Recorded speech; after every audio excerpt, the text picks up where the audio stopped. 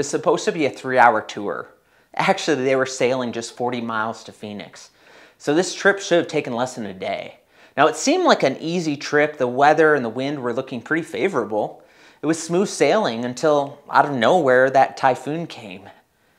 But here they are, several days in. Now, let's just say they have no idea where they're at. Because they couldn't see the stars, there was no daylight, no compasses at that time. They used the sun and stars to navigate. They didn't know where they were at. 276 guys on this 140-foot sailing ship, and the boat was taking such a beating that they had to maneuver ropes under it. You know, this kind of boat wasn't made for hurricane kind of winds. Now, with all the rocking on the boat, let's just say nobody could hold their food down, so nobody's eaten for several days. Then they try to lighten the ship. You know, they throw the cargo overboard, then they throw the tackle over. Then, if it couldn't get any worse, some sailors tried to escape on the lifeboat. But they're caught, so the soldiers end up letting the lifeboat loose. Let's just say all hope is lost. You see, it wasn't a matter of if they were going to die, it was when, and how soon can this happen, please. Now, one of the passengers on the ship, Paul, he sits there one night. Now, it's really hard to sleep. He's thinking to himself, I warned them. We shouldn't have headed out, but Skipper wouldn't listen to me. You see, this was the middle of October. This was the height of storm season. Now, it didn't take a rocket scientist, although they didn't really have rocket scientists back then. It didn't take a rocket scientist to know this wasn't a really good time to take a boat ride, you know.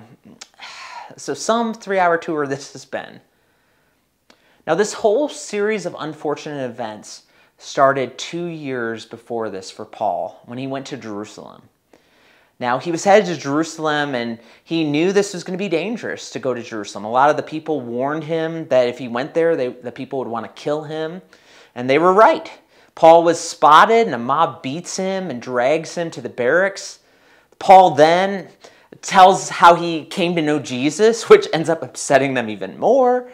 And so he ends up standing trial before the Sanhedrin council. Now, being the clever guy he is, Paul gets the council to fight with each other. You can actually read that story in Acts chapter 23.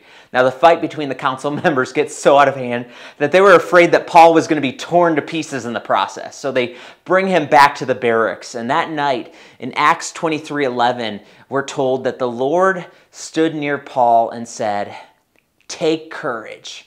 As you have testified about me in Jerusalem, so you must also testify in Rome." Now, this wasn't the first time that God had spoken to Paul in this way. Back in the town of Corinth, God spoke to him in a vision. Acts 18, God says, "Do not be afraid.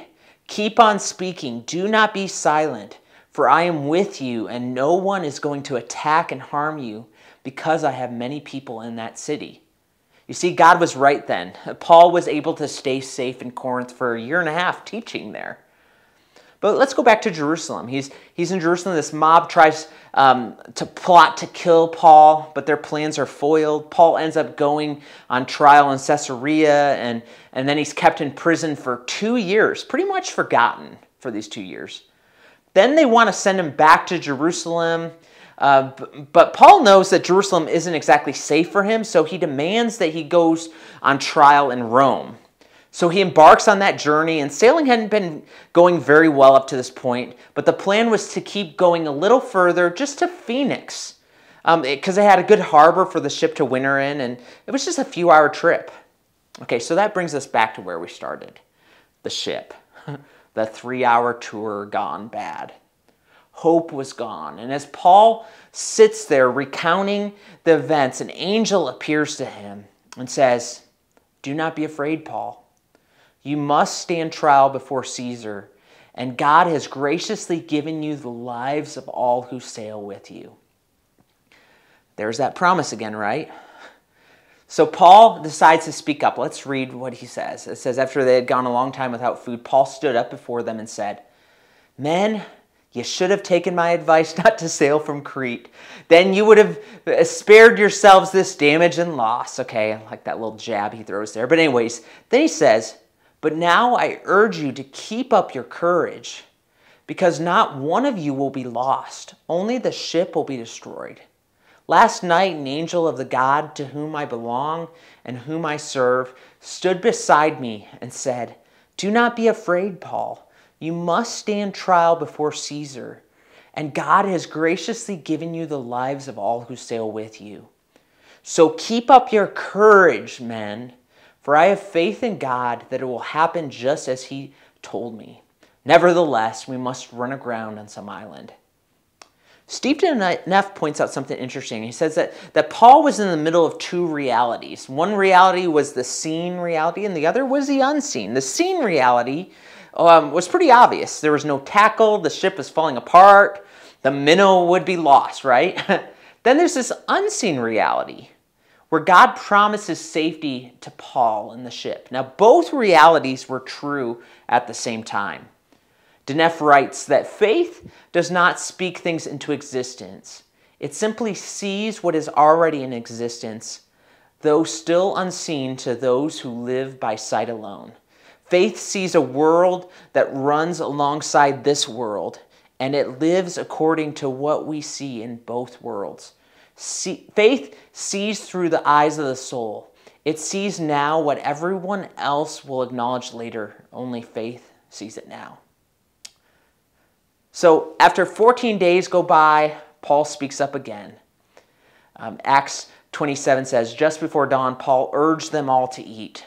For the last 14 days, he said, you have been in constant suspense and have gone without food. You haven't eaten anything. Now I urge you to take some food. You need it to survive.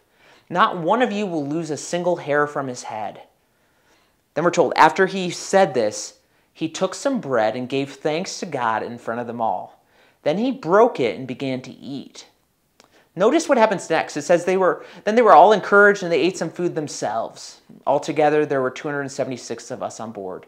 And then when they had eaten as much as they wanted, they lightened the ship by throwing the grain into the sea. Pretty interesting moment, right? Then daylight finally comes and they saw a beach. Now, it wasn't Phoenix, but hey, it was land, right? But the ship strikes a sandbar and then breaks to pieces. Fortunately, everybody is able to get safely to the shore on planks from the ship. Now, here's kind of what I want to get at today. You know, there's going to be times when you and I need to be brave. Times when God, we can even see where God helped Paul be brave. Several times he sent an angel telling Paul to be courageous. But there's going to be times when we need to help others be brave. The bottom line is this: as ones who have received courage, we are to encourage others, to help others find courage in their lives. Probably the best definition of encouragement I've heard is from Dan Ryland in his book, Amplified Leadership. He says, encouragement is a kind of fuel. It enables people to try harder, reach farther, dig deeper, and hold on longer than they previously thought possible. Now we see this play out in Paul's story. You know, everybody had given up hope. They were in constant suspense. But Paul chose to see the presence of God where others saw panic. And Paul comes along and he encourages them. He says, keep up your courage. You know, God's going to help us, right? Now let's get down to it. Discouragement is such a reality in our lives, right? There are people all around us who need to be lifted up. Now, what we can do is breathe courage into people around us. Now, how do we do this? We can do this, first of all, by our words. You see, Paul speaks these words saying, keep up your courage. God's with us. Keep up your courage. We're all going to live. We're not going to lose a single hair in our heads. You see, we speak courage into people's lives by our words. Now, Paul in Ephesians 4 says, don't let any unwholesome talk come out of your mouths, but only what is helpful, catch this, for building others up according to their needs, that it may benefit those who listen. Now, how many times have you been encouraged to keep going because somebody spoke words of encouragement to you, right? And C.S. Lewis and J.R.R. Tolkien were friends. They were both professors at Oxford, and they met to share the fiction that they were writing at the time. And Tolkien was writing Lord of the Rings, but he was getting discouraged, and C.S. Lewis continually encouraged him to keep writing. And he would say things like, Tollers, where's your next chapter? You can't give up now. As Tolkien looks back, he said, the unspeakable debt I owed to him cannot be fathomed. There's an experiment where they measured people's capacity to endure pain, and psychologists measured how long a barefooted person could stand in a bucket of ice water. Now, one factor made it possible to do it twice as long: encouragement. When one person was present there, another person was present giving them support and encouragement, they were able to press on. Now, I have a buddy who works out with me, and I'll be sitting under the bench trying to do a bench press, and it's amazing. I'll be under there thinking, oh, I don't think I can get this last one, and I see my buddy's hands under there, and I lift it up, and he's like, that was all you. And I'm like, baffled. Just the very fact that he was there with his hands kind of gave me the strength I needed in that moment. So where do you need to encourage with your words?